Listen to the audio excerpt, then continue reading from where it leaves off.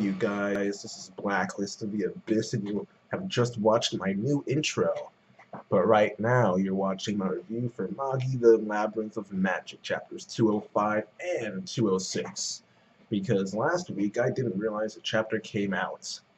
The main site I go to look at manga is Manga Reader, but they didn't put up the chapter last week, so I just assumed there wasn't a chapter last week. But then I saw the Kill of Lightning put up a review on it, and I thought, whoa, where'd this come from? So then I went on to Manga Here, which is like my backup, and they had it, so I read it, but I felt like it was stupid to put up a review for something. Actually, no, if I say that, I make the King of Lightning sound bad. The point is that I just decided to wait until now to do a double review. I just figured that'd make more sense for me, for my channel. But here it is, the double review. And to start off with chapter 205, it's mostly about Sinbad and Yunnan. Sinbad's talking and acting like he knows more about the situation than Yunnan, which isn't true. He's talking about how Yunnan is just as good as Judal because he summons dungeons as well. And for all we know, it could be a Magi's, for all we know, it could have been Ugo who told him, we need you to summon all these dungeons so that we can get all of these djinns to people. That way we can stop Al-Thaman and, Gyoku and stuff. For all we know, that could be his mission, It's been alive for like 1,000 years probably by now, For all we know, he could be doing this because it's the right thing to do. And he also said he's been taking down the dungeons that Judal builds that he summons just to help out the Ko Empire. So Sinbad acts like he knows everything when in reality he acts like he knows more than a Magi, which is stupid. But yeah, Yunnan just decides to not deal with them, and he uses alchemy pretty much. He uses alchemy. Alchemic magic, but it's alchemy. He uses alchemy to just build this log cabin in a few seconds, so that him and Aladdin can go inside and talk alone. And Sinbad's so frustrated by that he actually activates his full djinn equip, the Badadak one. I don't know what the actual djinn is called, but I know that his extreme magic is Badadak Psycha. So, or maybe not his extreme magic, maybe it's just a normal spell.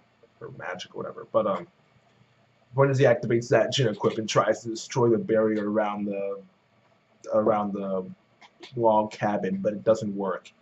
And once inside, Yunnan starts talking to Aladdin about how he actually did that, and he talks about how there are these particles in the air that we can't see, but they shape the world, or something along those lines. And pretty much, it sounds to me like he's talking about atoms, but whatever. He says he reconfigures those particles into whatever it is he feels like making. In this case, it was the trees and the wood, and he even made some food that tasted like clouds, apparently. But well, not necessarily tasted like clouds. He just said it was like eating clouds. So he might have just been saying it's fluffy, and not that it tastes like a cloud. But it's not. That's not important. Him and Aladdin, they keep talking.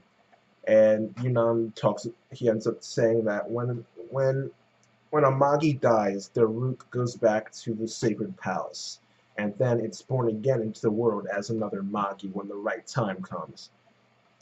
And he also mentions that he himself has been born with that same body and consciousness 9 times already. So he's been around for a while. He's got, like I said, like 1,000 years of knowledge under his belt. Maybe even more, because Scheherazade has been alive for what, 200 years with that one body, this one lifetime. So for all we know, he could have been alive for almost 2,000 years. But I'm sure maybe we'll find out later. Maybe the big thing is just having a roundabout estimate of how long he's been alive. So having an exact number isn't exactly necessary at this particular point in time. But after that, they end up talking about Sinbad, and Aladdin talks about what he thinks about Sinbad, and he pretty much thinks he's a cool guy, but there's just something that about him where he just doesn't want to become his Magi. Pretty much his instincts are telling him, it's not a good idea. And Yunnan says that he's scared of Sinbad because, well, not that he's scared of Sinbad, he says that Sinbad scares him, which he could technically be viewed as something different. And he says that Sinbad scares him because he's too close to the ideal of a king vessel. And the idea of a king vessel isn't exactly talked about in too much detail, but he does mention the possible scenario that all the different kings that have been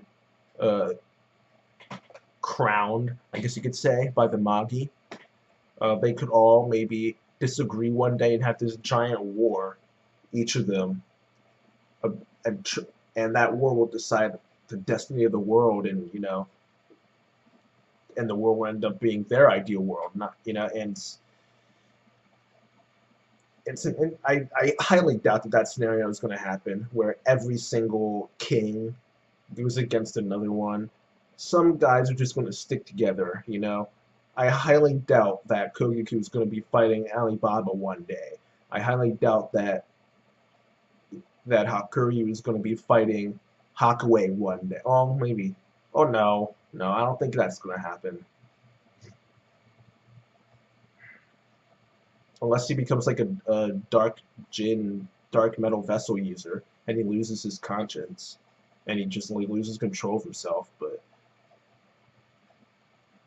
I highly doubt that some of these guys would end up turning on. I just don't see it. I really don't. But if it did happen, then the one winner would be able to shape the world however they see fit, and that's a scenario that Yunnan is afraid of. But that's how the chapter ends pretty much. There's this one last page or 1.5 pages, maybe 2, with Alibaba and his crew arriving in Balbad and noticing how different it is. But for this chapter, I'll just give it a 6 out of 10. It was okay. I mean, it was all talk, and half the stuff that was said is stuff we either knew already or we could have assumed. So there wasn't too much. It was an okay chapter. But chapter 2 of 6 is slightly better.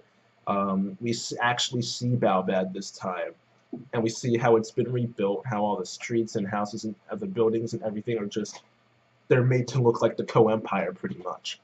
And I don't remember if it was Alibaba or Toto that said this, but they heard this phrase that countries that are conquered by the Co-Empire become the Co-Empire itself. So we are seeing the city, and everyone's wearing the same clothes, and everything's it's the Co-Empire pretty much. And we see Alibaba and the crew talking to this one guy who I don't like because he was treating Alibaba like crap. But he allows Alibaba to go off on his own. Well, not even. I think he had a couple guards with him at first. But he goes off, and he actually goes to meet with Hassan, Zainab, and that ugly baby Hassan, where they just combined their names. Great creativity, you guys. But he ends up going to talk to them, and their opinion of the new Balbad is completely different. Zainab is perfectly happy with their way of life right now. They get clothes, food, shelter. They're living much better than they did before. And there aren't any poor people anymore. There aren't any slums. They took everything, the Co-Empire that is, they took everything from everyone, and then they gave it back equally. So everyone's in the same class. It turns out later on, Hassan tells us that's not actually true. But Zainab, she's still happy with everything, and she says that her dream is to own a store, and that if everyone works hard, if someone works exceptionally hard and exceptionally well on whatever their job is, and they pay their taxes on time and everything, they'll kind of move up a little bit in society and have more duties and just be able to get higher status. But Hassan, his opinion is completely different, and he says some stuff that's completely different from Zainab. What he says is that all the people in Balbad, they're like, instead of having poor people in Balbad and rich people in Balbad, all the Balbad guys are just poor now. Not poor, but low class. They're forced to wear commoners' clothes. and they have to bow down to people whose clothes are different. And it turns out that those people whose clothes are different are mostly people they're pretty much just people from the Co-Empire. You know, the guys in Balbat, they can't choose their own occupations and work. They aren't allowed to do anything other than simple labor, and it's only those people from the Co-Empire who can decide, you know, who has what positions and everything. So he doesn't like the situation at all. He says it's not the same Balbad that they used to know, and he says that Balbad hasn't, you know, Balbad was supposed to be the Republic of Balbad. It was supposed to be independent, but now they're not Balbad anymore. They're just a part of the Co-Empire, and Balbad is going to slowly disappear over the years until it's no longer. People won't even remember Balbad anymore. It'll just be the Co-Empire. You know, so that was interesting to listen to. Their conflicting views on the new Balbad. But after their little conversation is over, Hassan gets up and he says, you know, let's go, Alibaba. And Alibaba asks where. And Hassan says they're going to Kashim's grave.